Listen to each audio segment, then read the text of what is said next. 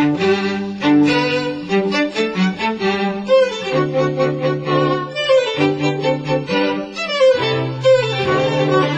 it's mechanised, and before you have a power shuttle, you have to throw the shuttle across the loom, and it is very, very physical. That was Simon Thurley on the strength that was needed by weavers before the process became mechanised. By spinning the globe around a particular time, we've been interested to try and vary the sorts of things that we're looking at, maybe war, maybe politics, maybe culture. But at the same time, if there is a theme that's come out, I guess it's the unexpected connection. And that was Michael Scott, discussing his new radio series, Spin the Globe.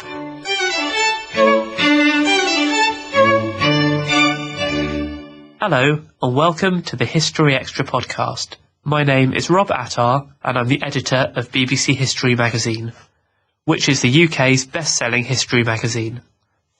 You can find us in all good newsagents and on subscription. Visit historyextra.com/subscribe-today for subscription deals. And we have digital editions available for the iPad, the Kindle Fire, Google Play and Zinio. For details of these formats, head to historyextra.com/digital. In 1771, Richard Arkwright built the world's first successful water-powered cotton spinning mill at Cromford in Derbyshire. It was an event that's seen by many as the birth of the modern factory system. Our features editor, Charlotte Hodgman, met Simon Thurley, the chief executive of English Heritage, at Cromford Mills, to find out how the site differed from the dark satanic mills of the later Industrial Revolution. Right, so Simon, we're in Cromford Mills in Derbyshire. Tell us a little bit about this mill. Why is this one so special? Well, first of all, it's the first, and that I think is pretty big accolade considering it was such a long time ago. I mean, this is built in the 1770s, and it's built at a time when sort of the organisation of large numbers of workers in a single place and a substantial degree of mechanisation just didn't exist anywhere else. And one of the things I think, just sitting here in the sun, actually looking around at the mills around us, is it almost sort of seems like a prison on the inside. Not because it's grim, but because it's so enclosed. And the important point really is that what Richard Arkwright was doing here was, of its time, totally cutting-edge technology. The way his spinning machines worked was something he didn't want other people to know about. He didn't want other people to copy. And so he didn't want people to get in. He didn't want industrial spies coming in to find out what's going on. And so, although where we're sitting now, on the inside of the mill, there are quite big windows. And you needed big windows because you needed light to get into to the spinning machines. On the outside, it's incredibly severe because he didn't want people coming to peer in, nose in, and find out how he was doing it. And it is sort of, like you say, walled in, isn't it, on all sides? So you'd have to have had a reason to be coming in here. You would, and of course the very first mill, which is over there in the far back corner, was originally, it was just a single mill here. That one was built in 1771, he then added another one in 1776, 77, 1785, and eventually you get this little sort of village. Complex, yes. Complex, I think, is a better word for these mills. But crucially, absolutely crucially, running through the middle is the water source. Yes. Because what we have to remember about Arkwright and the whole of this late 18th century phase, this is before the coming of the mineral economy. Right. This is entirely natural sources of power. His mills are powered by water, and the harnessing of these fast-flowing rivers in the Derwent Valley was the thing that made it all possible. So where did this water come from? And this is obviously why he put his site here, because of that water source, I assume. Yes, incredibly carefully chosen site. We're looking around us and you can see the land rising over the side. There are almost sort of cliff faces to our right there. The land rises up the other side very steeply. The water comes powering down this valley, powering down, and it hits this huge water wheel, 23 feet in diameter, and hurtles it round. And you can still see in the side of the building the socket in which is socking great wheel, really huge mill wheel went in. And that was the thing that powered his spinning machines. And of course, in these early mills, coal power and steam engines were sometimes used, but they were used for pumping the water back up the hill. Right. To put in a reservoir to get the water cascading it down again. I mean, those early Newcomen type steam engines just were not good enough to power the machinery itself. They're good enough to pump a bit of water back, but they weren't. So this is entirely free from the steam engine. And was there sort of evidence of other people doing this type of thing at the same time, or was Arkwright kind of ahead of everybody else in doing this? Well, he built on the precedent of Thomas Lom, who had built a silk mill in Derby in 1721, but it wasn't the same thing. No. And very, very quickly, people started to copy the Arkwright type mills. In fact, by 1797, there were 900 cotton mills in England, and about a third of those were essentially of the Arkwright type. That's what, just over 25 years? Yeah, so it's astonishing. From 1 to 900, it's... And of course, what you have to remember is the capacity that this put into the economy. Yeah. Because the thing that had been slowing down the whole of the weaving industry had been the ability to spin the thread. Because at this point, the weaving still goes on in cottages. It was literally a cottage industry. Yeah. And Arkwright is building here on North Street, just round the corner. He's building a series of cottages with loom lofts at the top with big windows, where the men are doing the weaving. Right, okay. Whilst in the mill here, the women and the children are doing the spinning. Why was that? Why would the men have been better at doing the weaving? Why would they have done that type of work? Well, of course, before it's mechanised and before you have a power shuttle, you have to throw the shuttle across the loom, and it is very, very physical, that sort of weaving. And the muscle in your right arm gets very, very big. And if you go to a hand weaving factory today, you see these men, and they're very, very tough, and they hurtle these shuttles across. You need some muscle. You do. I mean, just looking around us, it's a very pretty sight, and it's certainly, to me, not sort of reminiscent of the kind of the dark satanic mills that you associate with the Industrial Revolution. How does this mill compare to those later mills? Well, you're quite right. This is very much the sort of green and pleasant land end of it. Yeah. And when a steam engine is invented by Boulton and Watt that is good enough, is powerful enough, is efficient enough to power the machinery rather than just pumping water, you get to a situation where you actually can use a steam engine for the rotary power that powers these mills. And what then happens is that the mills are freed from being by these water sources, and the mills need to get to places where they can be supplied by coal, which means they need to be on the canal network. And it's actually in Pennine, Lancashire, in Manchester, particularly in Ancoats, where these big mills develop with huge chimneys, big boilers burning huge amounts of coal, brought in by barges into the centre of town. And the people who are working in those mills are living in housing built by speculators. They're not living in the beautifully made houses that you see here in Cromford.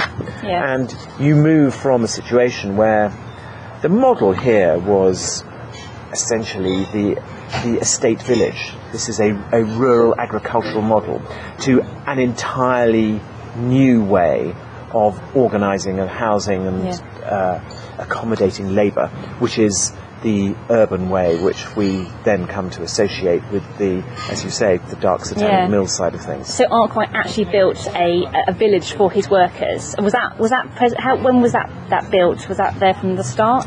Yes, right from the start, because of course he wanted to produce the finished cloth, and therefore he needed places to put the looms, and the looms were put in the houses. So North Street is constructed with the loom lofts on the top, and the great thing about North Street is a couple of the houses belong to the Landmark Trust, and you can actually go and stay in them. Can you? Yeah. Oh, which is really nice. So if you want to really experience this for yourself and feel what it must have been like, you can go and stay in one of these unique houses. Oh, wonderful.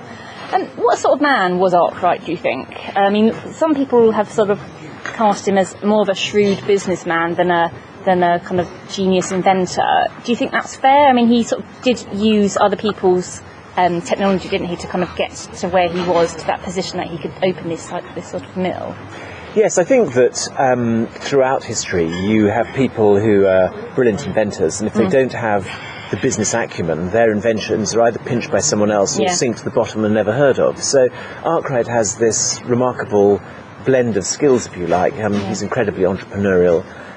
He sees the possibilities of reorganising the manufacturing processes in such a way that they can all be controlled in one place. But for me, very interestingly, the models he looks to are traditional models, because they are the only models. There are no, when he's inventing the factory, and as we look over there towards that building, to me, you're looking at something that looks more like a sort of Georgian street with these sash windows, all piled up. But you could expect little doors. It could be a terrace. And the models that they had were very traditional models, and it was still very much a sort of domestic-sized activity. This is, I emphasise again, it's only with the coming of the mineral economy that things broke out from the human scale. Everything here is of a human scale. Yes, you get that feel definitely from being here. And what kind of reaction did he get to building this mill, and to kind of, was he taking people's work away from them in a way, from people who've been doing that in the cottage industry?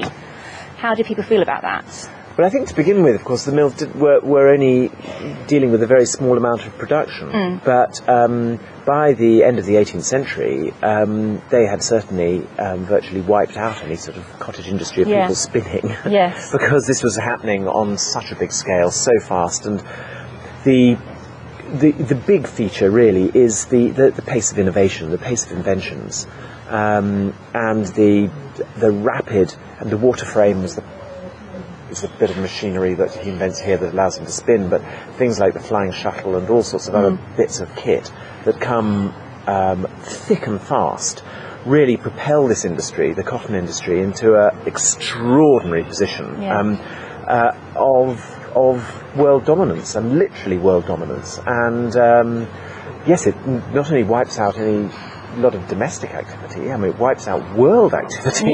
Yes. And do you think people realise the impact that Arkwright's mill and his invention would have on England's industry?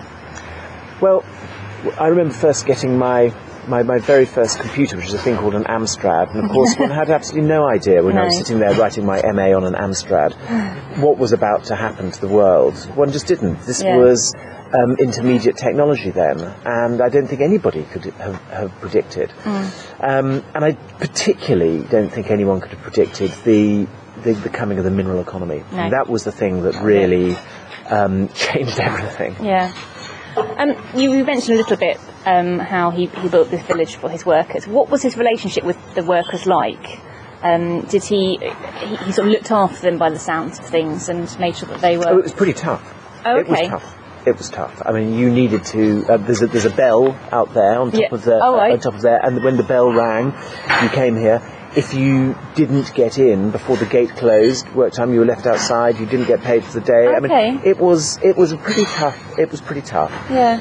However, he did include latrines in his mill, and later, things like ventilation and things were all concerns. So I don't think that you should start imagining the horror of ancoats in the mid-19th that's century. what I was wondering. Yeah.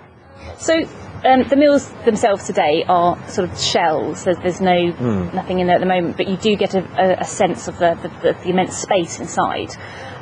What would they have been like to work in? What would it have looked like if you'd walked in? It would have been quite noisy, I assume. It would have been noisy. It would have been. They'd have kept them as light as possible, and you can see these are full of windows. Yeah. And of course that was necessary because you were dealing with all these threads and everything. But the air was just full of dust. Yeah. And absolutely full of dust. It made them a tremendous fire risk. Yeah. And these mills, of course, were there was a substantial amount of timber in them, and the fires that happened in these mills were absolutely colossal. I mean, there have been a few, haven't there, here? Oh, yes, I mean, huge. And there were a number of big technical challenges these mill owners needed to overcome, and the sort of holy grail was the fireproof mill. Yes. Because the dust was incredibly easily ignited, and you suddenly light a candle, you find the whole mill blowing up. Yeah. So it wasn't it wasn't a safe environment, and I don't know what it was like to breathe the air, but it can't have been that great. No. And they worked very long hours. And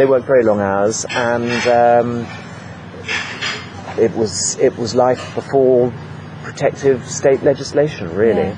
And you mentioned that children also worked Yes. in these mills. What would their role have been? But he's obviously quite skilled tending the machines, but there are all sorts of things that little nimble fingers and little... They were actually properly put to work. Oh, yes, absolutely. Very much so. And how, there was a huge 7-storey building here, which we only have the foundations for now. And the first mill that we've been talking about was an extra 2 floors, I believe.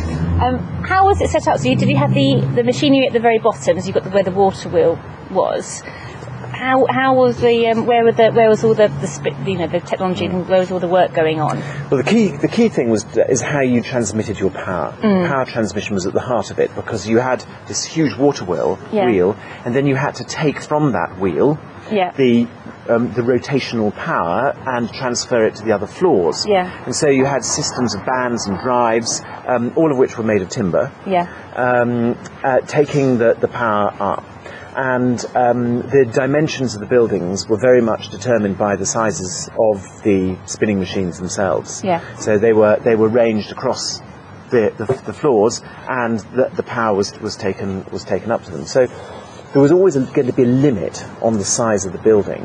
Yeah. And the principal limiting factor, at least initially, was at which point the drive of the power just sort of didn't become powerful enough to move your machines. Yeah. And eventually they managed to translate the power from timber drives to metal drives, and at that point you could have the mega mills, where you had the drives just going, just huge length of the mill, and these huge metal machines. So the mills we're looking at today were very much limited by the ability to transmit the power. Yeah, and it must have been quite something to see. Quite something to see, quite noisy too. Yeah, quite noisy. So what happened to Arkwright? So he, after he'd opened these mills here, he went on to open others, did he? Yes, absolutely. Several just round the corner, and these are quite modest architecturally. He started to make them a little bit more interesting architecturally. The one just up the road from here, Masson Mill, which he built in the 1780s, has sort of Venetian windows and becomes a little bit more pretentious. And by that stage, he's becoming extremely rich. Yeah. And the mills are objects of prestige, and they become tourist attractions. Yeah. People come from far and wide to see this phenomenon. Yeah. I mean, it is a real phenomenon. And what was the next step for industry? Well, the next step was the coming of the mineral economy. Yeah. Was the invention of an effective steam engine. Yeah. One that could drive these things, and coupled with that, metal power transmission. Okay. And what that allows is it to expand from the cottage industry that it literally is here to the absolutely vast industrial concern, and the later generation of mills that just dwarf what we see here. Yes. This seems quite big enough, especially in this rural valley. But when you get to the sort of next generation, if you go to the Ancoats mills, these are huge, and then you go on from there to the big mill towns like Saltaire. I mean, these are just colossal buildings. Yeah. So do you think the Industrial Revolution could have sort of happened without Arkwright and his? Do you think it would have happened at that time that it did without him and his innovations? Was there anything else that was going on at the same time that Oh, there were huge numbers of things going on at the same time. I think people enormously underestimate what was happening, particularly in the Navy, was very, very important. Britain was at war. Yeah. This is the middle of the Napoleonic Wars. All this is happening. You've got to remember. Yes, that's true. This is absolutely colossal war. This is all-out war. It's a sort of war that the country had never experienced before. All previous wars have been wars about trade and been fought between sort of oligarchies and countries trying to get trade. Yeah. This was an ideological war, and Britain was, it's back against the wall. It was like the Second World War. And the Navy and the Army were very rapidly industrialising themselves and organising processes. I mean, the block mills in Portsmouth, where the Royal Navy was learning ways to manufacture hundreds of thousands of blocks for the pulleys in the ships in the Royal Navy. And also very big buildings. The very large industrial buildings built by the Navy are extremely similar to this, built at exactly the same time. Okay. So there is a process that's going on there, and I think that Arkwright is part of a much wider a process of, for want of a better word, industrialisation. That was Simon Thurley, Chief Executive of English Heritage, on location at Cromford Mills. Simon's latest book, The Building of England, is published now by HarperCollins. And Simon has written a feature on Cromford Mills in the December issue of BBC History magazine, which is out now. Also in this issue, you'll find articles on Alfred the Great, a talented Tudor matriarch, the Plantagenets, the Cold War, and JFK. Look out for our December issue in all good newsagents and digitally. And now we have a short advertisement break. Art Under Attack, Histories of British Iconoclasm, is the first exhibition to explore the history of physical attacks on art in Britain from the 16th century to the present day. The exhibition examines the movements and causes which have led to assaults on art through objects, paintings, sculpture and archival material. Highlights include Thomas Johnson's interior of Canterbury Cathedral, 1657, exhibited for the first time alongside stained glass, removed from the windows of the cathedral. Alan Jones's chair, 1969, is on display, as well as evidence of statues destroyed in Ireland during the 20th century. The show considers artists such as Gustav Metzger, Yoko Ono, and Jake and Dinos Chapman, who have used destruction as a creative force. Art Under Attack, Histories of British Iconoclasm, is open at the Tate Britain until January 5th, 2014. For more information, please visit www.tate.org.uk. 1066, 1605, 1914. Some dates become synonymous with particular world events in particular countries. But what was happening elsewhere in the world at the same time? That's the premise of historian and author Michael Scott's new Radio 4 series, Spin the Globe, which sets out to explore the less well-known circumstances and unexplored connections of 4 such milestones. Our books editor, Matt Elton, caught up with Michael to find out more about the series. So what's the premise of your new series? Well, the idea behind Spin the Globe is simply this. Everyone's got these key dates drummed into their heads, from innumerable school history lessons and books they've read and commemorations, and that might be 1066, or it might be 1815 or 1914. And we know what's going on in one part of the world on those key dates. It's a particular event in a particular place that's made that date famous. But what I'm interested in is what else was going on around the world at that time. What happens if we spin the globe and take a look around the world? What kind of a sense of a connected global history can we get? So how did the idea first come about? How did it first come to you? Well, to be frank, I was sitting watching the opening ceremony of the London Olympics, and as I was sitting there, I was thinking, one of the commentators was saying something along the lines of, everyone will remember where they are on, tonight as this key moment in British history. And I thought, that's true. Everyone does have these moments in their lives where they just remember where they were and what they were doing. And the same goes for history. The same goes for these key dates that I was talking about. And that got me thinking about, well, I wonder what else is going on around the world right now. People who aren't watching the London ceremony, the opening of the Olympics. And that got me thinking then about what else was going on around the world in the past on these key dates as well. And as a result, Spin the Globe was born. Fantastic. So which dates do you cover in the series?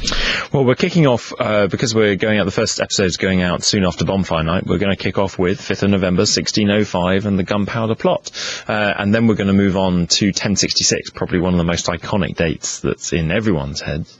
And then moving forward to 1914, because of the centenary of the outbreak of World War I coming up next year. And as we move towards Christmas, we're going to be finishing up with the birth and life of Jesus Christ. Fantastic. So some fairly topical things in there as well.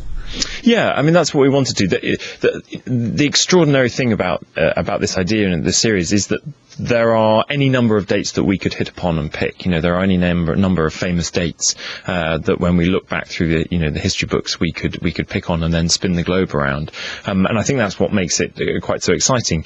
But what we wanted to do for this first series is pick some dates, like 1066, that are absolutely key dates in everyone's heads. You can't say 1066 without thinking about 1066 and all that, and our very kind of way of doing history, and also dates which have particular relevance to the centenary is coming up and to the particular time of year.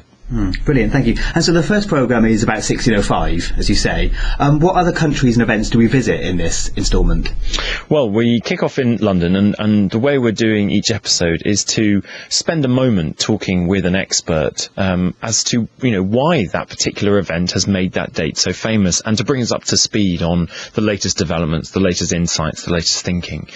So we start with the Gunpowder Plot, but then we quickly spin off and we're heading to Strasbourg, where the first printed newspaper came off the presses in 1605, and then we head a bit further abroad. We're off to Russia to look at the time of troubles surrounding the reign of Boris Godunov and the later sort of invasion of Poland and Lithuania, and the kind of extraordinary difficulties that Russia faced at this time.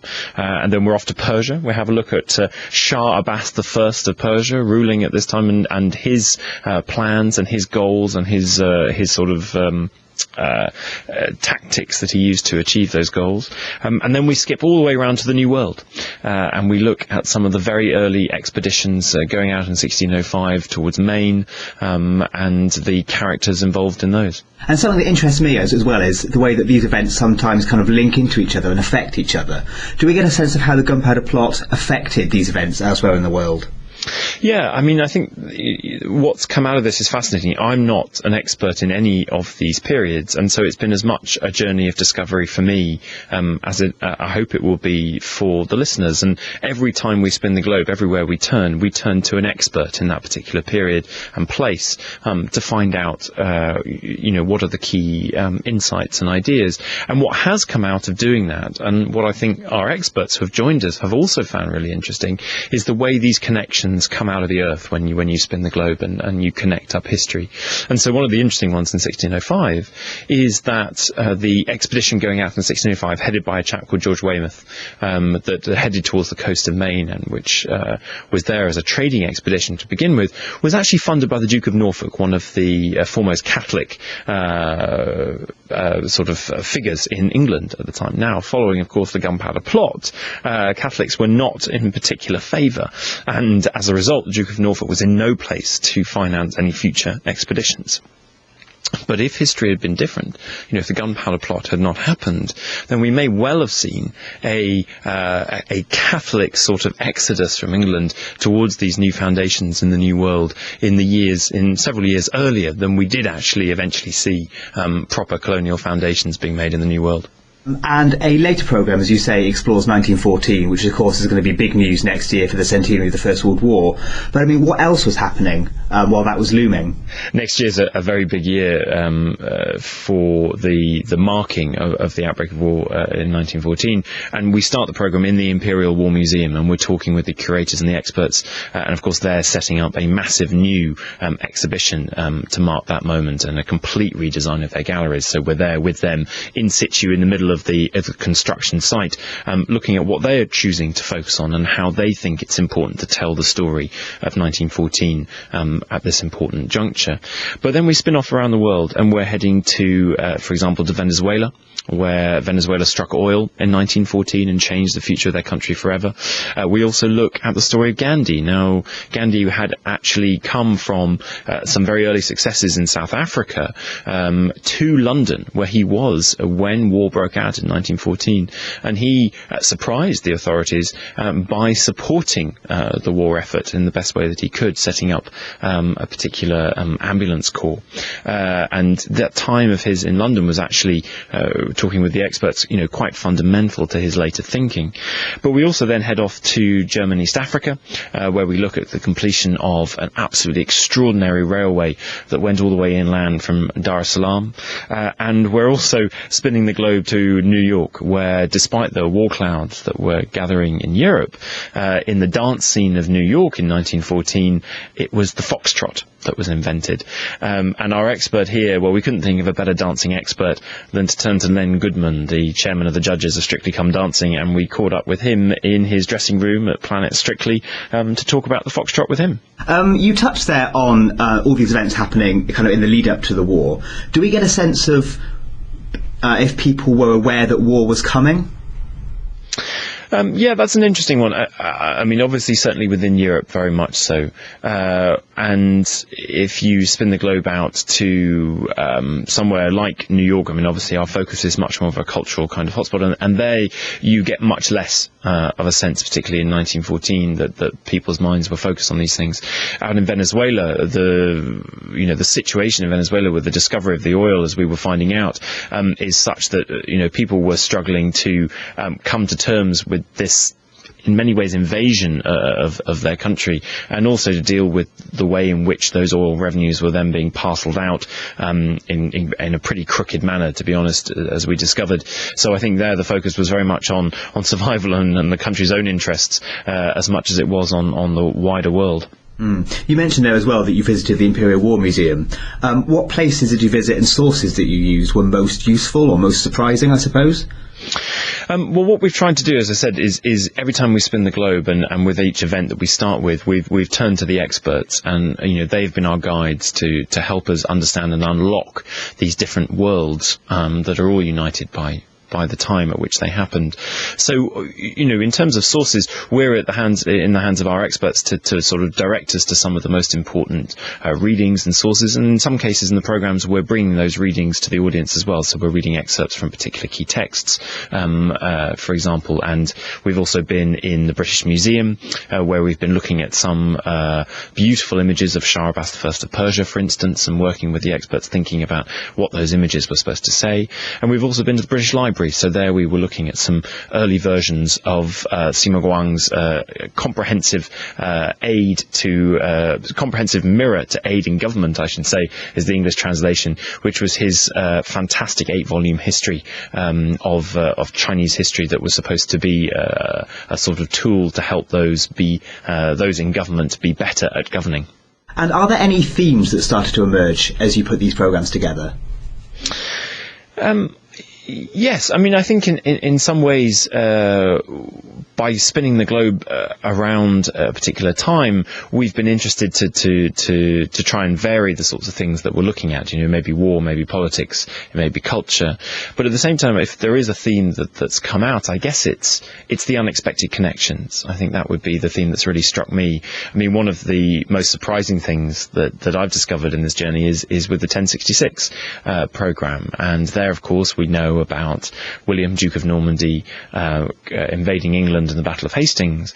But it's also the case that the Normans had been very active down in southern Italy and Sicily fighting against the Byzantine Empire. And it just so happens that the King Harold of Norway, who actually also invaded England, and of course King Harold of England had to go and fight at Stamford Bridge just days before he then marched south to deal with William at Hastings. That King Harold of Norway had actually trained trained and learned much of his skills in fighting by being a member of the Byzantine Empire's sort of special elite force, if you like, fighting against the Normans down in southern Italy and Sicily. So here you have an extraordinary piece of connected global network history that I think was really quite surprising to bring to the fore. And if you had to stop the globe at a particular date or place that you've covered in the series, which would you choose? Would you be able to choose just one? Oh, that's a tough one. I mean, I think each has their own merit and interest. And what's been quite interesting is what you can do with the dates that are closer to us in the calendar. Obviously, it's been easier. There's a lot more sources to be able to turn to. The last program we look at, thinking back to much more my period of the ancient world, where I specialise in, and the time of the birth of Jesus Christ. Here it's a different kind of history we have to do, because the sources talk to us in very different ways. And so it's been fascinating to look at some of the, for example, sort of bigger trends and shifts that are happening in civilizations, like with the Mayans and in Mesoamerica, but also in Korea, and at the same time to look at some of the developing technologies around that time. So, for example, we look at the invention of glassblowing. And in terms of the dates that you perhaps would have liked to cover but you didn't have a chance to in this series? Oh, I think that's the joy of Spin the Globe. There are so many dates that we could go to, and I'm very much hoping that the audience will enjoy this series, and that Radio 4 will bring us back next year to do another. So let's hope that we can get lots more dates and spin the globe with them. Fantastic. And finally, what message do you hope that listeners will take away from the series? I think it's this. I, like many people, will have these strong and important historical dates carved into my mind, and they are strong and important dates. But I think the problem with them is that they give us something of a spotlit version of history. And what we're missing are the connections. And what I think Spin the Globe does very effectively and very interestingly is to help us all develop a better connected sense of global history. And I really hope that that's what the listeners feel that they come away with and they've gained from listening to Spin the Globe. That was Michael Scott. Spin the Globe continues on Radio 4 on Tuesday the 19th of November. And you can listen to the first episode again online at the BBC iPlayer radio site. Well, that's almost all for this week. As always, do get in touch with your views on podcast@historyextra.com, and we'll try and read out some of your messages in future episodes. One of our listeners who got in contact recently was Stephen Coulson from Newcastle upon Tyne. Stephen writes, "I've been listening to your History Extra podcasts for a few years now. They've been steadily improving in content and production values over time. Your podcast from the 31st of October, however, was exceptional. I thoroughly enjoyed both the topics covered, and I found the approach of visiting a historic attraction and investigating its history more engaging than the regular author interviews. The macabre slant on the Hungerford Castle segment, particularly in the crypt, was fascinating. Good job. Please keep up the good work. I'd love to hear more podcasts from other historical sites around the UK." Thanks for that, Stephen, and I do hope you've enjoyed today's trip to Cromford Mills. And if any of you would like to listen to the episode that Stephen was referring to, you can still find it on our website, historyextra.com/podcasts, as well as on iTunes and other podcast providers. And as well as email, you can keep in touch with us on social media. We're on Twitter @historyextra. And of course, we're on Facebook too, facebook.com/historyextra. And don't forget to visit our website, historyextra.com, where you'll find lots of history news, blogs, features, image galleries, quizzes, and much, much more. Next time, we'll be joined by Alison Weir to talk about Elizabeth of York, while historian Mark White will be considering the presidency of JFK on the 50th anniversary of his assassination. Please do join us for that. The History Extra podcast was recorded in Bristol and on location in Derbyshire, and produced by Jack Fletcher.